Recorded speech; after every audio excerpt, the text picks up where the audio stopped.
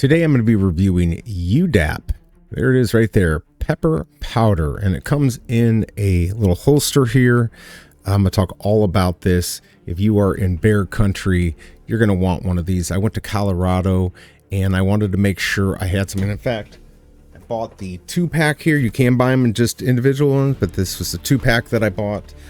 I never used it. Thank God I never had to use it. This part just slips onto your pants. It easily comes off. It's supposed to be silent when it comes out. It's not expensive plastic or anything like that, and it comes with it. So that it was nice to have this ready to go. It does have a little safety tab here. You can pull it off. I actually just walked around with it like this, with my finger on this, ready to pull it off if I needed to use it. Thank God I didn't need it. I also had a horn.